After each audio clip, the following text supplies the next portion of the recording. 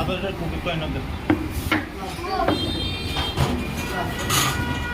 একটু একটা একদম